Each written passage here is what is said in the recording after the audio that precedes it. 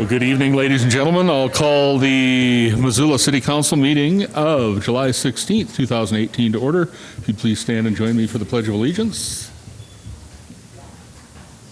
I pledge allegiance to the flag of the United States of America and to the republic for which it stands, one nation, under God, indivisible, with liberty and justice for all. And please let the record note that with the exception of Ms. Jones, because we thought we saw Ms. Anderson, did we? There she is. With the exception of Ms. Jones, all council members are present this evening. We have minutes of the meeting of July 2nd. Without objection, they'll be approved. Seeing none, we will move on to our schedule of committee meetings. Ms. Rabine.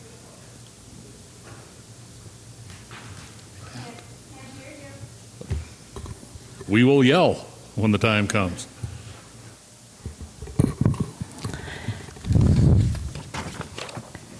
We have a full slate of committee meetings this coming Wednesday, the 18th of July. Parks and Conservation is going to lead off the morning at 9 o'clock and go till 9:40. The Land Use and Planning Committee meets from 10 in the morning until 11 a.m. Public Safety and Health will meet from 11:05 to 11:25. Parks and Conservation meets from 11:30 to 11:50. Administration and Finance will meet from 12:35 to 1 o'clock. Public Works Committee will meet from 1:05 to 1:55. And Budget Committee of the Whole will round out the day from 2 o'clock to 4:10. All those meetings are being held right here in the council chambers at 140 West Pine Street. Pardon me. Thank you, Ms. Rabine. Any changes to the committee schedule? Ms. Merritt. I would note that the Parks and Conservation meeting that kicks off the day is not going to be held in council chambers. That is at the Bitterroot Trail. Thank you for that correction. That's right. It is a groundbreaking, and it's going to be held at the intersection of Bitterroot Trail and Central Avenue. That's absolutely right. Sorry about that, folks. Thank you, Ms. Merritt. Ms. Rabine. We'll move on to the public comment portion of our agenda. This is your opportunity to comment on items not elsewhere on the agenda this evening. Any general public comment? All right, seeing none. Seeing some. Mr. Moore? I thought I'd like to go over a couple of things I've read in the papers and news reports and so forth. Missoula revised bad faith lawsuit. Big time mistake. Big time mistake, going to cost you millions of dollars. Another letter to the editor. Rural voters overwhelmed, taxed out. This article is between rural people and urban or city. They think they're being cheated, I guess. Here's a good article. Missing cracked sidewalks. But don't fix that ahead of any trails. If you're voting on whether you want to spend the money on trails versus sidewalks or streets or whatever, don't let those get in the way.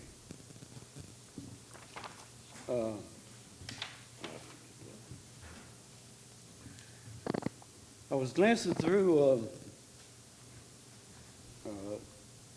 the electronic news report for Great Falls. The headline of this article is Legislative Committees Consider Changes to Tax Increment Financing. Local governments opposed to limiting local control. Well, that's a big surprise.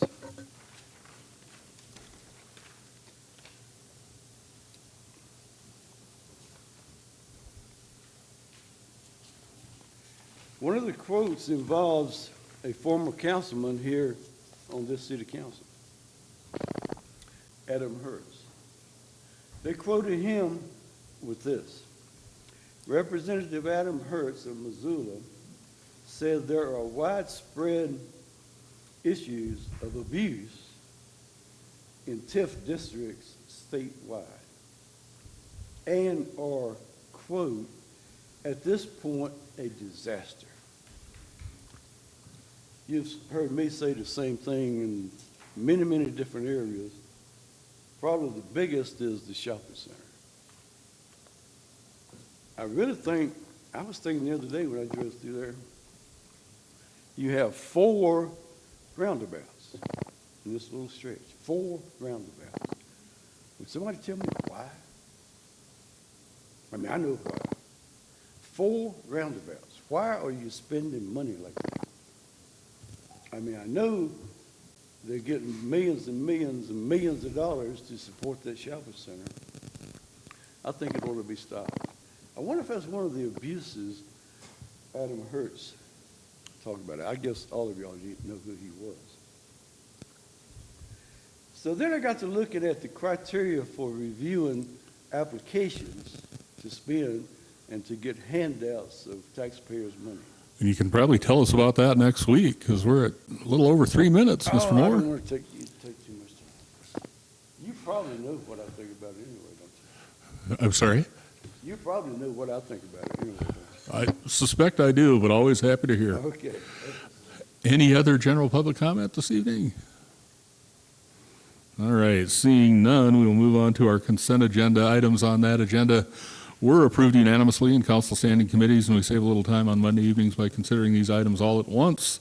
Ms. Rabine will read the list of consent agenda items aloud so those in the audience and those at home will know what we're considering, and we'll take comment on these items before we vote. Ms. Rabine. Thanks. Looks like tonight's consent agenda has 7 items. The first item, as always, is claims, and it's to ratify claims, which are the city's accounts payable in the amount of $832,276.65 for checks that were dated July 10th, 2018. Number 2 is to approve the purchase of 3 variable frequency drives, or VFDs, for the wastewater treatment facility in the amount of $30,624. Number 3 is to approve claims or accounts payable in the amount of $1,168,875.84 for checks that are dated tomorrow, July 17th, 2018.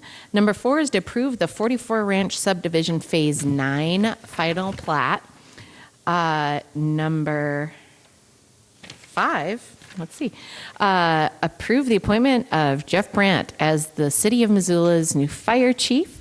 Number 6 is to approve and authorize the mayor to sign the 2019 interlocal agreement for creating Montana Firefighters Testing Consortium's second amended and restated version, which allows the city of Havre to join the consortium. And finally, number 7 is to adopt a resolution of intention to close and vacate public right-of-way, being a portion of Beacon Street, lying north of Tract 22 of supplemental plat of school addition, subject to 2 conditions of approval, and setting a public hearing on that matter for July 23rd of 2018. Thank you, Ms. Rabine. Any questions or comments from council members? Ms. Anderson? I'd like to divide the question and divide number 5 to be voted on separately. I think that confirming a new fire chief warrants its own separate vote and shouldn't just be included on the mass consent agenda. You'll be voting no then? Is No. that what Absolutely not, but I think that. that's just fine. Other questions or comments? Anyone in the audience care to comment on consent agenda items this evening? Mr. Moore.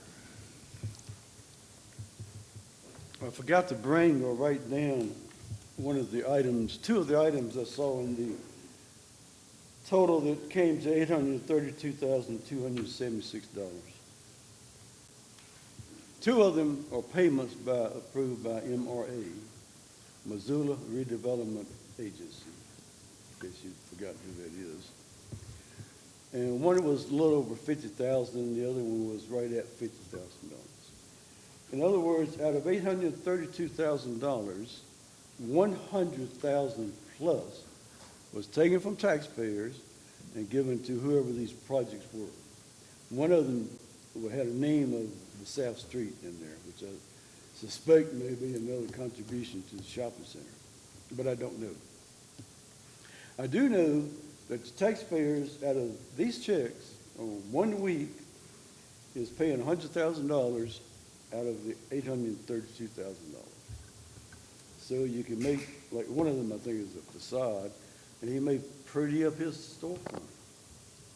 That the taxpayers that got to help pay for. Thank you. Anyone else on the consent agenda this evening? All right, with that, we will have a roll call vote on items 1 through 4 and 6 and 7. On the amended consent agenda, no worries, Jeff, that happened to me too when I got confirmed. On the amended consent agenda, Anderson. Anderson votes yes. Armstrong. Armstrong votes yes. Becerra. Becerra votes yes. Cares votes yes. Dabari votes yes. Harp votes yes. Hess votes yes. Merritt votes yes. Ramos votes yes. Von Lossberg votes yes. And West votes yes. Would any of you like to change your vote? That is 11 ayes and 1 absent. And on item number 5. And on confirming Jeff Brandt as the fire chief, Armstrong votes yes. Becerra votes yes. Cares votes yes. Dabari votes yes. Harp votes yes. Hess votes yes. Merritt votes yes. Ramos votes yes. Von Lossberg. He votes yes. And West votes yes. And Anderson votes yes. Would any of you like to change your vote? That's 11 ayes and 1 absent. And that is approved by my math. Good enough. Congratulations, Chief. And is that my old chief back there? Yeah. Thanks for coming, old chief. How's retirement? Something tells me you'll adjust well, Jason. Thanks for all you've done for us, and congratulations, Jeff. We will move on to comments from city staff, agencies, boards, commissions, authorities, and the community forum. We have a report this evening from the Franklin to Fort neighborhood, according to my notes. And that may be inaccurate, based on the fact that no one is leaping up. All right, well, we'll defer that to another time. We'll move on to the public hearing portion of our agenda. State law and our own council rules set guidelines for providing community comment on a variety of issues. Following a staff report on each of these, pardon me, the council and I will invite comment. Council typically votes on the same evening as a public hearing unless one member elects to return that item to committee for further consideration. Our first public hearing this evening is on a request to annex Missoula Water and Orchard Street right next to it. And our staff report comes from Mr. Bowen tonight.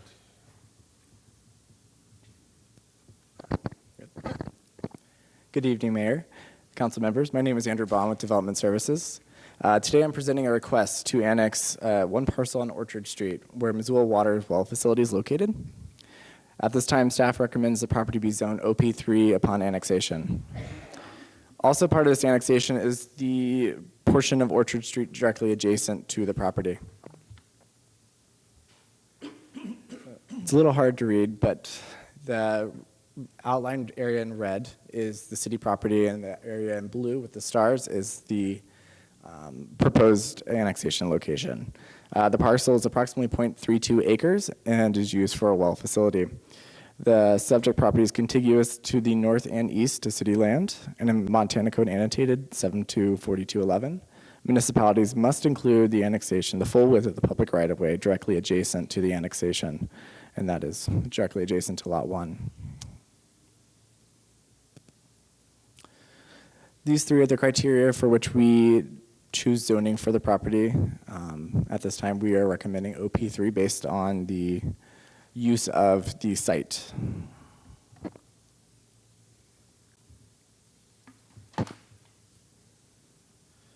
The existing county zoning is CRR3, a county designation which permits 4 dwelling units per acre. Comparable city zoning would be RT10, which permits 4 dwelling units per acre. The growth policy recommends the land use designation of residential medium, with 3 to 11 dwelling units per acre for most of the surrounding area. Although the land is designated for residential, the property is owned by a public entity, and Missoula Water operates the well facility on the site.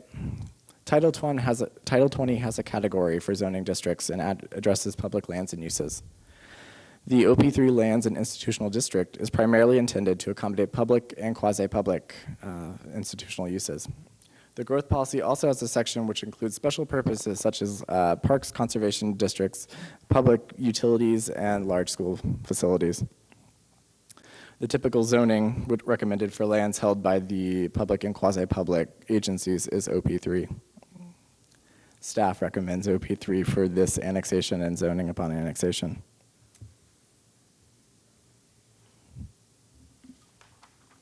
As a result, staff recommends the adoption of the resolution to annex and zone the subject property OP3, public lands and institutional upon annexation. That's it. Thank you, sir. With that, with that, I will open the public hearing. Anyone care to comment on this annexation? Seeing none, I'll close the public hearing. Are there questions from council members? Seeing none of those, this happens where? That would be Mr. LUP. DeBari. So I move that council adopt a resolution to annex and incorporate within the boundaries of the city of Missoula a certain city water-owned parcel of land described as Lot 1 of the amended Southside Homes, Lot 50 and 51, an adjacent Orchard Street right-of-way, further described in petition number 9899, zone the property OP3, public lands and institutional. That motion is in order. Is there discussion on the motion? Okay. Seeing none, we'll have a roll call vote.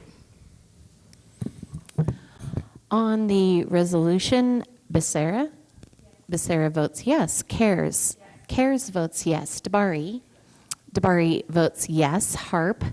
Harp votes yes. Hess? Yes. Hess votes yes. Merritt? Merritt votes yes. Ramos? Ramos votes yes. Von Lossberg? Von Lossberg votes yes. West? West votes yes. Anderson? Yes. Anderson votes yes. And Armstrong?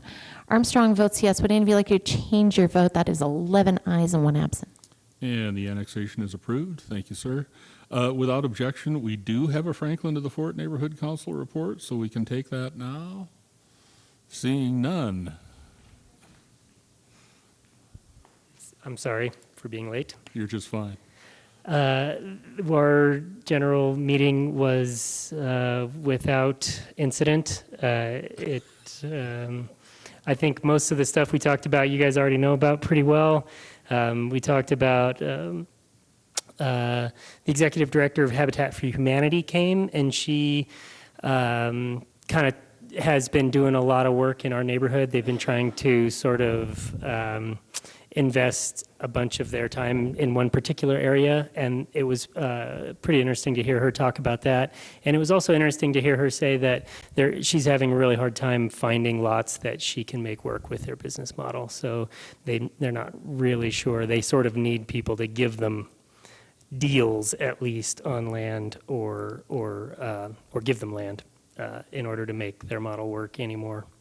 But we probably all already knew that. The other thing I would say that came up again and again was talking about sidewalks, where they are, where they're coming, can they be here, can they be there? So that's definitely on the minds of the people, at least, who showed up at the meeting. Otherwise, that's about it. Thank you very much. Thank you. And we will be back in order with our second public hearing, and that's for a conditional use at 202 Brook Street. And Ms. Baker has our staff report this evening.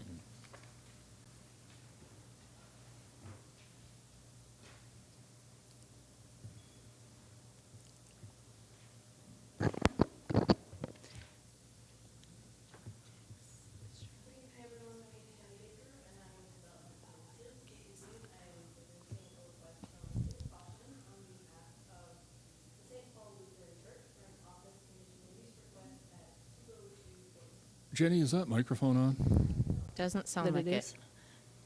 Okay, now? Yes. It is. Thank you. Shall I start over? I'm Jenny Baker with Development Services, and I'm presenting a request from Kim Kaufman on behalf of the St. Paul Lutheran Church for an office conditional use request at 202 Brooks Street. The reason for this request is to permit a counseling service to rent office space in one of the church buildings. Because the church is in a residential zoning district, this requires conditional use approval.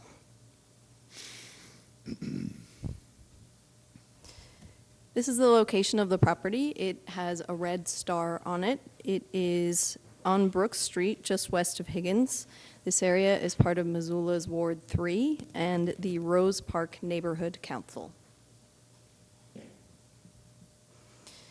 This is a closer photo of the property. It's outlined in blue here. It's surrounded by single and multi-dwelling residential uses, and behind it, on the other side of the alley, there are some commercial uses. The zoning for the property is RM1-35, which is a residential multi-dwelling district, and an office use requires conditional use approval in this district. Here, the property is outlined in yellow. According to the Our Missoula Growth Policy, the land use designation for this area is residential medium high, and here again, the property is outlined in yellow. This is the site plan. You can see the church building is on the left, and there in the center is the education building, and that is also where there is a preschool. The offices will be located in the education building if this request is approved. This request requires no changes to either of the existing buildings, either internally or externally. The area on the right, which is outlined in red, is a parking lot for the church, and there are 53 spaces. By means of a shared parking agreement between the church, which is primarily a weekend use, and the preschool, a daytime use, the church meets the parking requirement. Even with the addition of the offices, another daytime use, there are 6 more spaces than the 47 required by Title 20. The church has proactively reached out to work with city staff to change their parking to meet current ADA regulations and also to bring their short-term bicycle parking up to standard.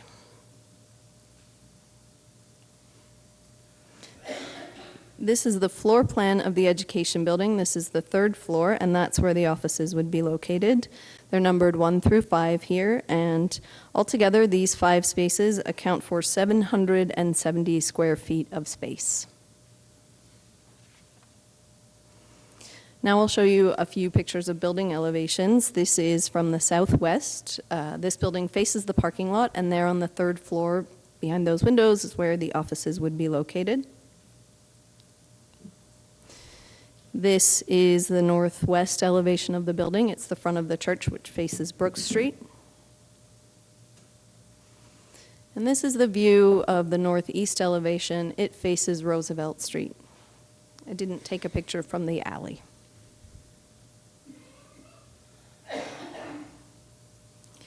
These are the 4 conditional use review criteria to consider, and they include compliance with zoning, compatibility with the character and site design of the building with the surrounding area, compatible operating characteristics, and traffic safety for all modes of transportation. Having received variances in the past, the church either complies with zoning or it has a variance where it does not. Since there are no proposed changes to the site or the building as part of this request, the building continues to comply with zoning or have variances that have been granted. The building has been on this site since the 1920s, so the site and building are compatible with nearby uses, which are both residential and commercial. As far as compatible operating characteristics, the counseling service operates during business hours at the same time as the preschool. Church hours are occasional evenings and every weekend, so there's no conflict of operating hours. None of the operating characteristics will be different from those of the current uses, and those pose no negative impact to nearby residential development. Finally, for traffic safety, any minimal increase Any minimal increase generated by the addition of the office to this location can easily be managed by the surrounding infrastructure, particularly Brook Street, which is a major collector. As a result, staff recommends approval of the office conditional use in the RM1-35 zoning district at 202 Brook Street, based on the findings of fact in the staff report. That's my presentation. If you have any questions, I'll be glad to answer them, and there is also a representative from the church here this evening. Thank you, Ms. Baker. And with that, I am happy to hear from representatives of the church. If you'd like. Thank you very much. With that, I'll open the public hearing. Anyone care to comment on this conditional use? Seeing none, I will close the public hearing. Are there questions from council members? Seeing none, Mr. DeBari?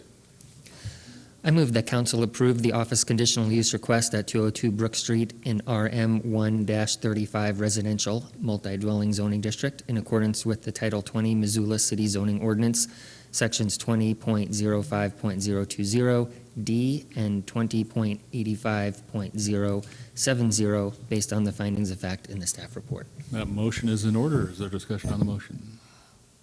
Seeing none, we've had a public hearing. We'll have a roll call vote. On the approval of the conditional use request, CARES votes yes. DeBari votes yes. Harp votes yes. Hess votes yes. Merritt votes yes. Ramos votes yes. Von Lossberg votes yes. West votes yes. Anderson votes yes. Armstrong votes yes. And Becerra votes yes. Would any of you like to change your vote? That is 11 ayes and 1 absent. And the conditional use is approved. We have no additional public hearings this evening. I will pass on communications from the mayor. We'll begin general comments of council members with Ms. Armstrong this evening. Mr. DeBari. I would just like to, provide my kudos to the folks at Run Wild Missoula and Runner's Edge and pulling off another awesome Missoula marathon. That was just, it's always such an inspiring experience, and I've either participated in running or cheering folks on, and it's just a fabulous community event, and so thank you very much. Ms. Cares. Yeah, I ditto, and also congratulations to fellow council member Jesse Ramos for completing his first marathon. Thanks. Mr. Von Lossberg. Ms. Becerra. Mr. Ramos. Thank you, Mr. Mayor. I have a couple of comments, one positive, one negative. I'd like to think of it more as constructive criticism of sorts than necessarily a negative comment. But I'll start with the negative comment and then hopefully regain some of the spirits with the positive comment. So my I guess negative comment is just going to be about what Mr. Moore brought up with this lawsuit against the Carlisle Group. I mean, I have to admit that during committee meetings, I too was attracted to the allure, I guess, of 3% of a $10 billion company. $300 million is a lot of bucks, folks. So I'd like to equate it to, has anybody ever been to Vegas where they have like those big Hummers on top of the gambling machines, and that's how they really suck you in?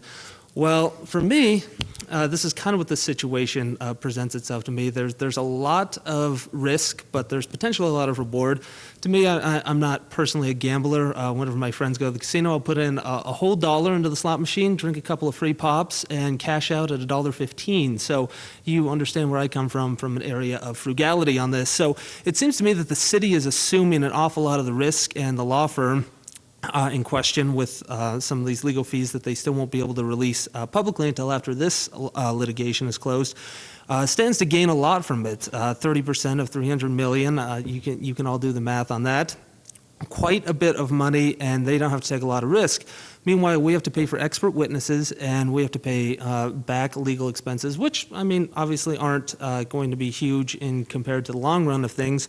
I appreciated Councilwoman Armstrong's questions about this, kind of more pointedly, what happens if we get countersued, and I noticed that there wasn't a real argument to it except for the fact that we probably won't get countersued, but we also went into this litigation on the premise that it would probably cost $400,000, and it ended up costing about $10 million. So I struggled to think that the Carlisle Group would put up less of a fight for 3% of their net worth than they did for an $80 million asset. So when they're fighting over $300 million, I think that they'll put up even more of a fight. Obviously, I don't want us to lose, and that's why I understand that this also was voted on in 2015.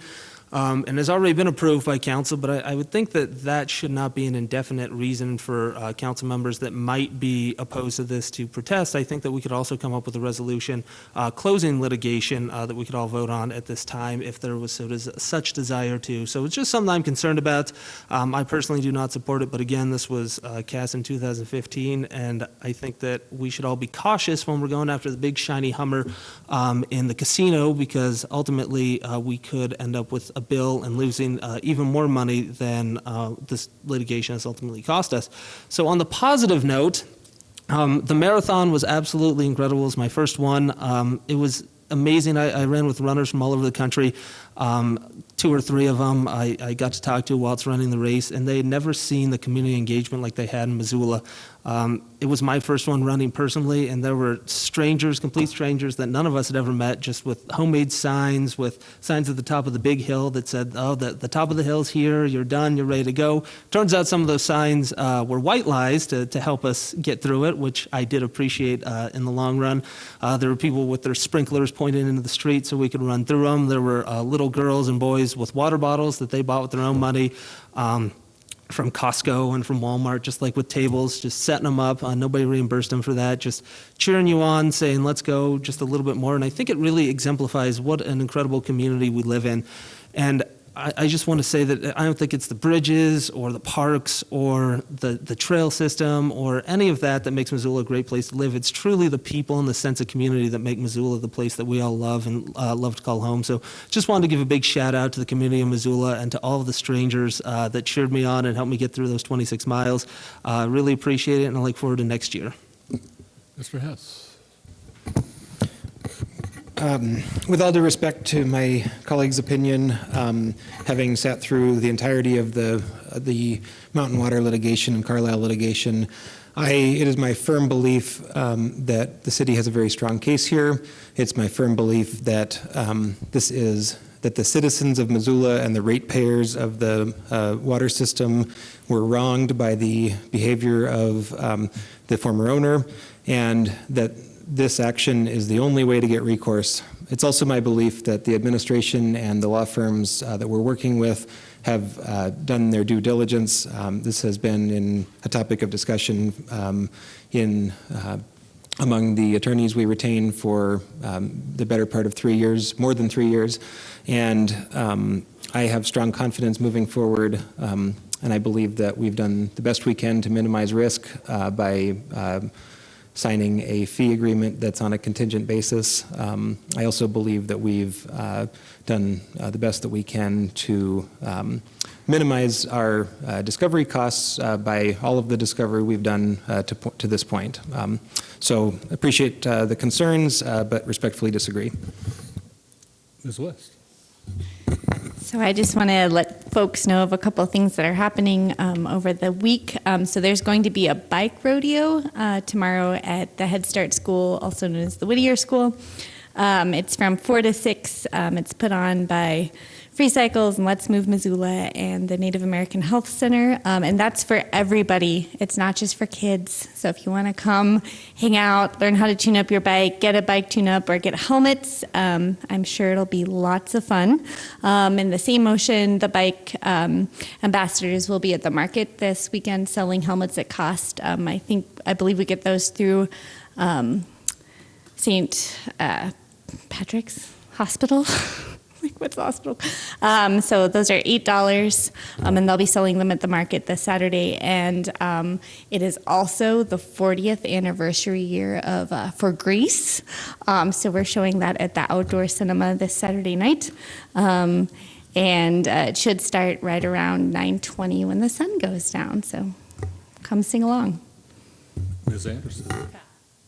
Ms. Harp. Good evening, all. A couple of things. First off, I want to thank Tim Aston and John Schuberg, retired music educators here in Missoula County Public Schools. They and John's wife Maggie invited me out on the middle fork of the Salmon River last week, and it was a trip of a lifetime. Changed my life. And while I was there, I didn't have to think about what's going on at the federal level, didn't have to think about what was going on with Missoula water, but I came home and I was so delighted to see that we're actually moving forward on this. And I know it is, it's not an easy decision, and I know you have to weigh the risks that are associated with such a direction. But when you think about the opportunity that the folks at Carlisle had to do things right for our Missoulian community, and they did not, I don't know who else is supposed to stand up for us. Right? So with that, I think I want to thank you all for moving forward last week while I was absent and moving in that right positive direction. Ms. Merritt. I just want to reiterate what was announced at the beginning of the meeting is that the new section of the Bitterroot Trail is going to have its ribbon cutting ceremony at 9 o'clock on Wednesday morning. And I'm just excited that we've got this connection to our trail system. It's been a little missing link in the middle of town for a long time. Thanks. With that, we will move on to committee reports. These items weren't approved unanimously in council committees, and the chairperson of that committee will make a motion reflecting the committee's action. We'll invite comment on these items before we vote as well, and there's just one of those this evening, and that is to adopt a resolution placing an open space stewardship mill levy on the ballot, and that happened in the committee of the whole. Mr. Von Losberg. Thank you. I move we adopt a resolution of the City Council authorizing the submission to the qualified electors of the City of Missoula, Montana, the question for the purpose of paying a portion of the cost of stewardship and conservation of open space lands that are managed as natural areas, including care and maintenance of, improvements to, and acquisition of interest in such open space lands, whether the city shall be authorized to levy permanently up to 4 mills per year, currently raising approximately $500,000 annually. And that motion is in order. Is there discussion on the motion? Ms. Merritt? No? Who did I see? Mr. Ramos? Thank you, Mr. Mayor. I hate being the negative Nelly tonight. I am definitely in a very positive mood. Maybe it's all those endorphins from the run, but either way, I have to voice my concerns about this, give my 2 cents, if you will. It's definitely free. So I just want to talk about this mill levy, and I appreciate the comments from Dr. DeBari on committee about this and from Mr. Von Losberg as well. But I'm concerned again with the park special assessment. Again, 2010, it was $200,000. 2017, it was almost $1.6 million. And Dr. Barty said that it was better for the city to bring an additional $500,000 to a vote as opposed to just implementing it with no vote to the citizens of Missoula, which I definitely agree with that. But what about the $1.5 million already that we didn't ask the voters for approval for? We've asked for $500,000 3 times in the past 8 years, and I think that it's up to us as the stewards of the taxpayer dollars to say, okay, when is enough enough? Where's the $1.5 million being spent? And Mr. Von Losberg disagreed with me, and I'll respectfully disagree with him where he said that $200,000 to $1.5 million in 8 years was not egregious. To me, that is egregious. I don't know anybody here whose salary has increased from $200,000 to $1.5 million over the course of 8 years, multiplied by nearly 8 times. Nobody's wages are rising like that. I don't think we have 8 times as many parks right now as we did in 2010. So I think, and again, this is something that only came up when I brought it up, and I think that's something that we should address more as a council. Like, if this is passed, can we reduce that park special assessment by $500,000? And another thing that came up in committee, or maybe it came up before and I didn't notice it before, was that this $500,000 bond isn't just for maintenance of open space. In fact, it can actually be used for acquisition of key new property. So in a sense, it is an infinite open space bond up to $500,000 a year. And what happens if we're not responsible with it and we buy even more open space, and then, oh, wait, we don't have enough money for maintenance, and then we have to pass another bond, and the park special assessment, meanwhile, has gone up to $2 or $3 or $4 million. over the next 8 years. So I just kind of would like some reassurances that if this is passed, that we're not going to continue to raise the park special assessment. And two, if we do acquire land with it, we have to justify how we're going to pay for the maintenance of that. Because if we're using the maintenance fund to buy new land that doesn't have a maintenance fund, how are we going to justify that? So those are just some concerns I would like to see addressed, and I will not be supporting this. Further discussion, Ms. Armstrong.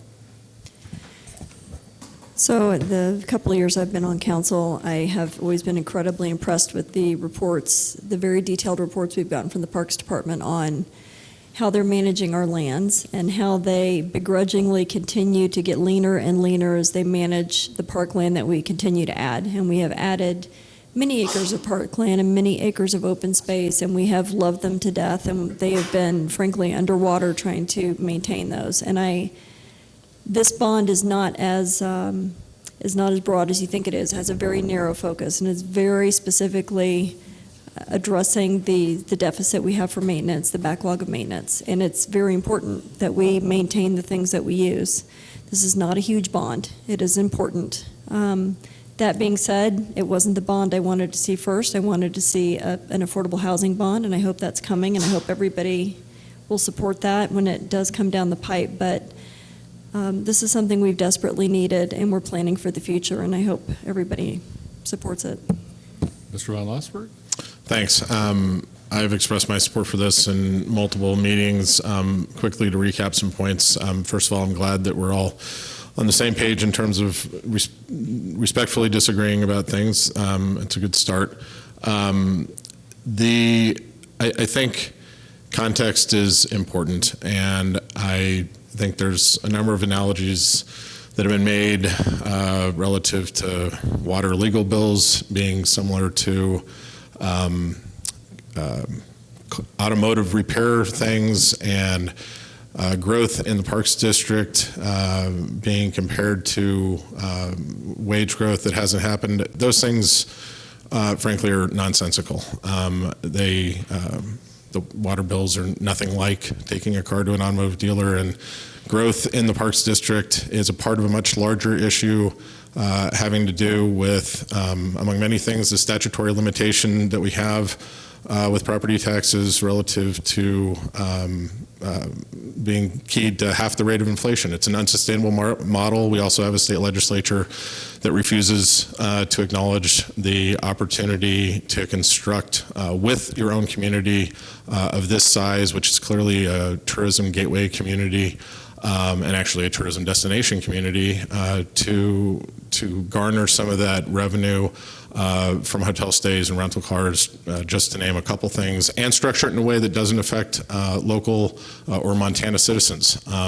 And so it's a struggle, and it gets to some of Ms. Armstrong's points about the way that the Parks Department has kind of held things together, and we really do a couple things within that department. We have, and this is one of the reasons I support the levy and I support putting this question to the voters, is that we, with them being in the same bucket within the Parks District, our open space lands and the stewardship of those lands compete with the stewardship and maintenance responsibilities that we have for our developed parks within the city. And I think this mill levy, we have acquired an inventory of assets in the community now going back to, I think, the 80s was sort of the first step with an open space measure, and then multiple subsequent measures since then. That's an asset base, I hate to call it that, that we didn't have before. And this levy is a recognition that we have that asset base, and we have a responsibility to steward it. This mill levy wouldn't cover the complete cost of that, but it would at least establish a baseline funding level supportive of those properties and assets that are distinct from our developed parks in the community.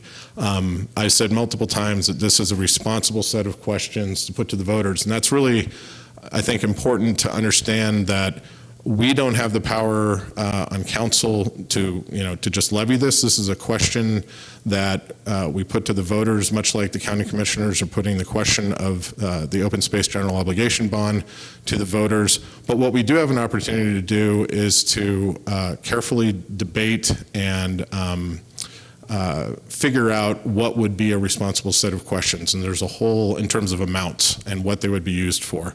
And, honestly, there's been probably 2 years at least of discourse, and it's really good community discourse about this question and about the specific amounts, the $15 million bond and then the $500,000 levy. Again, I think these are responsible questions. We can do good work with this in the city.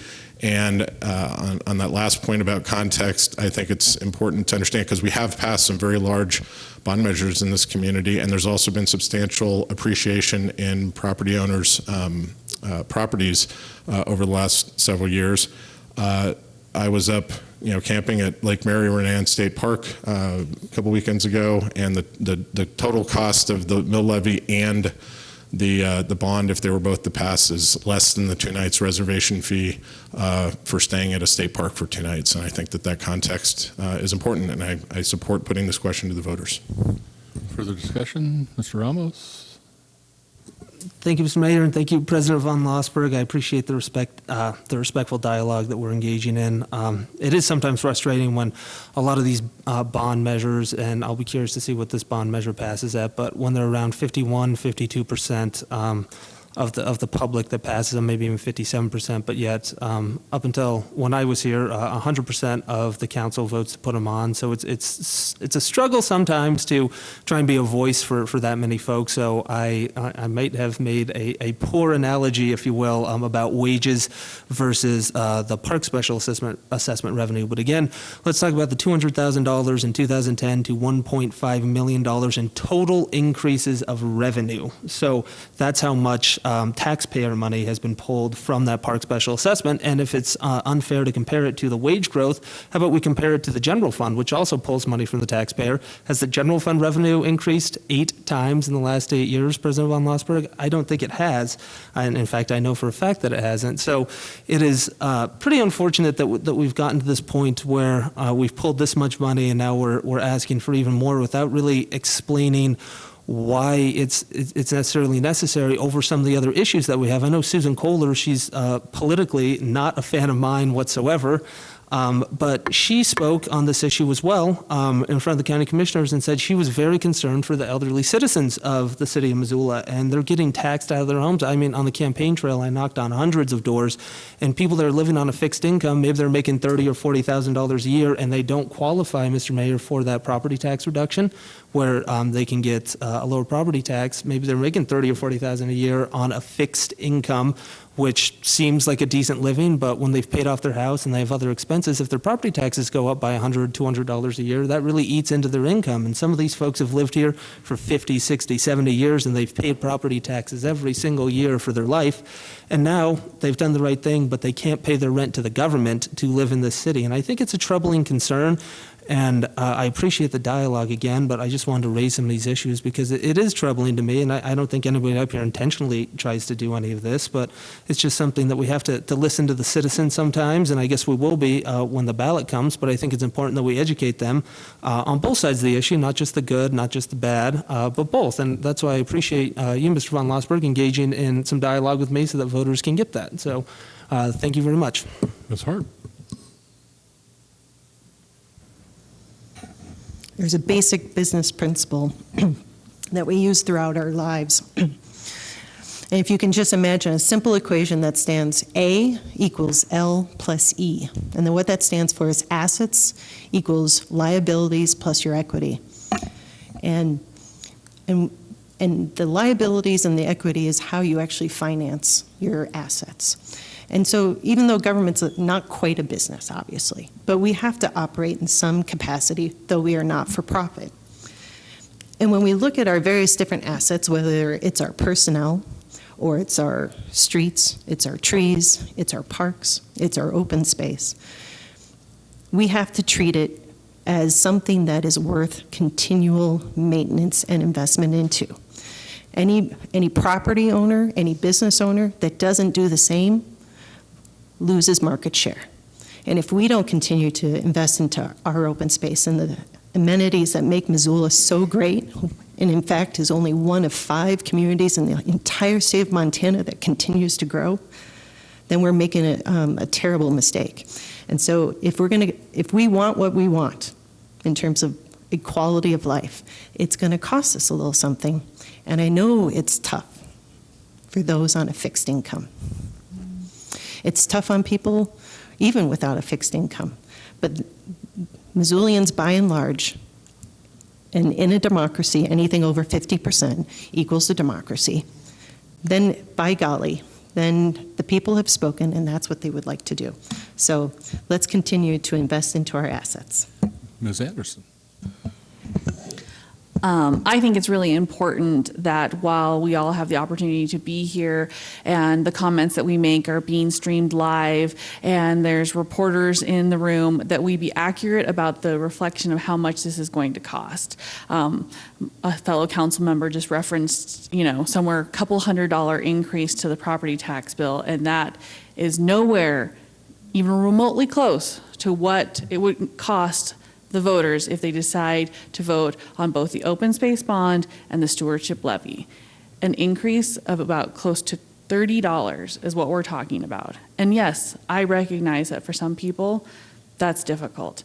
But I think that we need to be really careful about the words we use and the numbers we throw out to make sure that we are accurately reflecting what it is that this bond and how much it would cost and the incredible return on investment that we are getting for, as President von Lossberg said, less than 2 nights of camping in a state park. So I urge us all to choose our words carefully. Further discussion? Mr. Ramos? Thank you, Mr. Mayor. I will make this quick. Don't want this to drag on forever, but again, maybe I'm in too good of a mood to be too specific. So the $200 increase, obviously I was talking about, I thought I made myself pretty clear, not in 1 year, but over the course of somebody's retirement. I mean, somebody isn't retired for just 1 year, they're retired for 20, 30, 40 years, God willing, if they're still around, depending on how early they retire. So it definitely, I encourage you, Councilwoman Armstrong, or Anderson, my bad, too good of a mood tonight, to go back and just look at the overall dollar increases, not just from the city portion of the tax bill, but also the bonds that have been passed, et cetera, et cetera. And I think the county commissioners did a great job of illustrating some of my points, although they did vote to put it on the ballot as well. So just wanted to make it known that this is not just me saying this. I know sometimes it feels like, at least to me, like it's just me bringing up these concerns, but it's really community as a whole. Susan Kohler, Missoula Aging Services, in addition to county commissioners that also voice some of these concerns. So I don't want to delay anymore. We'll go to the vote, I guess. Further discussion? Seeing none, anyone in the audience care to comment on the motion to send this question to voters? Ms. Cheryl. Hi. Hi, councilors and mayor. Thank you for being here this evening. I'm Amber Sherrill, and I'm the director of the Five Valleys Land Trust, and I'm here representing the Citizens for Open Space, Rivers, and Farmland Working Group. We're a diverse coalition of nonprofit organizations with private citizens that have come together with the goal of continuing the long and successful history of conservation in Missoula County. In 2006, the citizens of our city and county passed a $10 million open space bond. This money was leveraged 4-to-1 by federal, state, and private sources, resulting in a huge amount of additional money for our county and our city. The city portion of the 2006 bond provided the funding that was needed to complete 23 new projects that created 14 miles of new trails, protected 10 miles of waterways, over 1,000 acres of publicly accessible land, over 2,200 acres of wildlife habitat, and over 1,000 acres of agricultural land. 46% of that $5 million was spent on publicly accessible acres. As I'm sure you all know, and Jesse alluded to, the Missoula County Commissioners voted on Monday to put a new open space bond on the ballot this November and to give the voters the opportunity to show their support for this continued program. Today, you're considering placing the city open space stewardship levy on the ballot for maintenance, stewardship, and restoration of conservation lands. As a representative of both Five Valleys Land Trust and the citizens for the Open Space Rivers and Parkland Working Group, I am here to speak in favor of that measure. We live in an area that is growing quickly. Missoula is making a number of best of lists nationally, many of those specific to outdoor recreational opportunities. With this increased love for our outdoor amenities, there's also increased pressure. This makes it particularly important right now that we plan for the future to both maintain, protect, and manage this asset to our community, as well as this piece of our growing economy. Our trailheads are seeing more traffic, our trails are seeing more use, our rivers are seeing more boater days. This means there will be increased needs for trail maintenance, for parking, for safe river access, and both erosion and weed control. Our coalition and my organization feel that it is to be responsible in stewarding these lands we acquire and manage, we must take care of them. This levy will provide the funding needed to make sure that this community resource and economic driver is managed and stewarded in a responsible way, not just for this generation, but for the generations that come after us. Our coalition is asking you to give the citizens of the City of Missoula the opportunity to show their support of this work by placing the Open Space Stewardship Levy on the ballot for their consideration this November. Thank you. Thank you, Ms. Cheryl. Anyone else care to comment?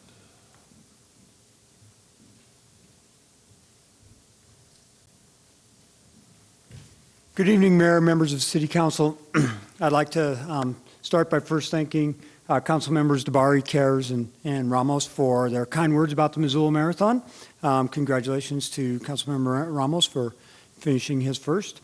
I am Tony Banovich. I'm the Executive Director of Run Wild Missoula and the Missoula Marathon Race Director.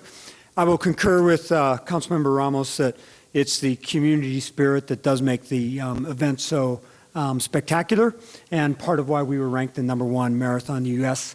by Bib Braves in 2017, and we were named a bucket list marathon for 2018 by Runner's World. But we're here tonight to speak about the stewardship levy. Run Wild Missoula is a 501c3 nonprofit organization with over 1,500 members. Those members on an almost 24/7 basis are out participating in walking, running, biking, and hiking on the Milwaukee Trail, the Bitterroot Trail, the Kim Williams Natural Area, Mount Sentinel, Mount Jumbo, North Hills, Greeno Park, the Lower Rattlesnake, throughout our entire community. We understand that there are a lot of community needs, be that affordable housing, be that public safety, infrastructure, and education. But we also understand that there's a need to provide stewardship for our existing improvements and our existing infrastructure. Because of that, we would support, through our Board of Directors of Run Wild Missoula, your placement of this item before the voters of the City of Missoula this November, and to have them answer the question of whether we should have a perpetual stewardship mill levy. Thank you. Thank you, sir. Ms. Stone Manning. Mr. Mayor, City Council members, my name is Tracy Stone Manning. I'm the co-chair for Open Space Rivers and Farmland Working Group, and I urge you all to vote yes on the recommendation before you. I am so grateful to this community and so proud of this community for the care it has taken in creating an open space system that is open to all of us. Frankly, the care we take in that is one of the reasons I live here. Councilman Ramos, the other reason I live here is because of the people. And I trust that putting this vote before the people, that the people will make their own decision and that that decision will be wise. We have a responsibility to the future to take care of these lands that we have all collectively worked so hard to protect and keep open for all of us. I learned a lesson very early in my career on responsibility to future generations, and it was around this topic. It was 1993 and 4, and a very young Five Valleys Land Trust director was with a very small board, And the first parcel came open on Mount Jumbo. That director was me, and I brought to the board, hey, I think that we need to start a community project to buy this mountain. We had probably $7,000 in the bank. And the board got very quiet. And one of our board members, Arnie Boley, for those of you who might not remember him, Arnie was the chair of the forestry department and beloved not only in Missoula but nationally for his commitment to our national forest and his commitment to place. He was a little bit like E.F. Hutton in that meeting. Nobody's saying anything, and Arnie said, "We have no choice." And I feel like this question about whether we're going to take care of the lands that we have already protected for future generations now is one of those we have no choice moments. So I urge you to put it on the ballot, and if you do, you have the commitment from our coalition to do everything we can to educate the voters about it and to help its passage. Thank you. Thank you, ma'am. Anyone else this evening? Any further discussion? Seeing, oops. Man, is this time for comments? Do you want to hear my comments, Mr. Mayor? That whole discussion part was Well, I was listening. Ms. Cares. Okay. Thanks, Mr. Mayor. I wanted to share why I'm voting the way that I'm voting tonight, and this seemed like the best time for that. Whether or not it was, I may have been mistaken. I was initially hesitant to support the open space bond going on the ballot. I am not hesitant about placing this levy on the ballot. We need to take care of what we've got. This subset of the Parks Department is an important one that continues to grow. The Conservation Lands Manager will tell us the extreme deficit we are in for these lands. I'll be voting in support tonight. Thanks. And did I see Mr. DeBari? Yep. So time and time again, the citizens of Missoula have expressed either through polling or through their voice at the ballot box their interest in continuing to improve the community. And as a number of people have mentioned, the simple truth of the matter is that that costs money. And we have, as I said in the past, over the last couple of decades, developed an incredible open space system in this community.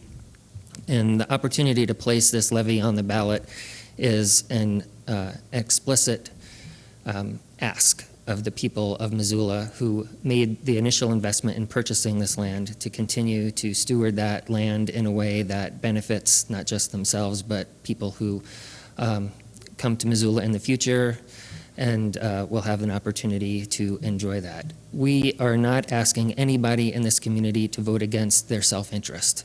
We totally understand, everyone in this room understands that in order to do this, in order to make the commitment to maintain the system of open space that we have, it's going to cost us money to do that. I think that it is the smartest way possible to move forward by asking the citizens of Missoula to vote and express their interest in this regard, and I will be supporting the motion. Ms. Merritt. Ms. Cares, very well said, exactly what I was thinking. So I just wanted to chime in on that, and I am very strongly in support of the stewardship levy. Thanks. Further discussion? Mr. Ramos. Thank you, Mr. Mayor. Not to sound like a broken record, but I understand I probably am. Just going back to the park special assessment, this was not a voter-approved park special assessment that has grown from $200,000 to 1.5 million. What happened is that there were notices sent out to residents, and if there were not enough protest forms sent back, then it would not be approved. Unfortunately, I think we live in the day and age of email and phone calls, and a lot of people, if it's not a ballot, they're not really going to look at it and send it back. Obviously, ignorance is not an excuse. But as you kind of mentioned, Mr. Mayor, that the park special assessment was meant to kind of supplement the general fund, if I'm getting that correctly, kind of offset it. But that's not really how it works, because, so I guess a more accurate, I guess what I would call interpretation of it would be, it's not really to offset the general fund, the general tax, if you will. It's to kind of avoid that cap that the state sets on the general tax levies, because the $1.5 million is still coming from the taxpayer. So it's like if your water company sent you a bill, or I'll just use electric companies so we're not as controversial. Let's say your power company sends you a bill for $1.5 million. And they just send it to you in 2 checks. You still owe them $1.5 million, but you have to send them 2 separate checks to come up with that. It doesn't really matter. I mean, the park special assessment is still coming from the taxpayers, just as it is, just as the general fund is. So to say that it offsets it isn't really accurate. What it does do is it allows us to get around that general tax mill levy limit set by the state of Montana. So I just want to ask my fellow council members, if this passes, this $500,000, can we permanently cap and pledge to the taxpayers that we will not take another dollar out of the park special assessment? I think that's a fair question. $1.5 million, let's just cap it at that. Again, that's 8 times more than what we started. I think that that's a fair and open question. Just to see if this passes, $500,000 a year, can we cap that? Say, okay, you, the taxpayer, have footed enough for this bill, and we're done without asking for more voter approval. Further discussion? Mr. DeBari. I've been struggling with a way to try to respond to that assertion. The implication is that we've been taking people's money and flushing it down the toilet. And I think that's an incredibly irresponsible implication. We could ask Ms. Gockler to come and recite to us everything we spend with regard to the Park Special District. I'm sure it includes gasoline for lawnmowers, it includes lawnmowers, it includes swing sets, it includes all the things that are assets in our city parks. It includes all of maintenance of the land. It includes salaries. It includes plants. It includes all of these things. The money that we spend through the Park Special District goes to operating our park system. I'm not sure what I don't understand the point that Mr. Ramos is trying to make with regard to this Park Special District. It's money necessary to operate the system of parks that we have. And I think, as Mr. Von Lussberg mentioned earlier, we are operating in a climate where we have to be thoughtful in how we responsibly take care of the assets that we have. If we cannot do it through general fund assessment, then we have the opportunity to do it through Parks District assessment. Everything we do is transparent, open, done before the public. Everyone has an opportunity to comment on it. It's like the numbers that Mr. Ramos is citing are like revelations. It's by now common knowledge. He's mentioned it a number of times. It's been discussed in public a number of times. And as I said, I think I'm at a loss to try to understand what the point is. We use that money to operate our system of parks. We use the money that we collect from taxpayers through our general fund to operate city operations to the benefit of everybody in the community. So that's where I stand on this, and I think, as I said before, I'm going to support the motion before us, and I look forward to the future budget discussions so that Mr. Ramos may be able to make some additional points about how he's interested in cutting the budget so that we have less to offer the citizens of Missoula. I have Ms. West, Ms. Harp, and Mr. Von Lossberg.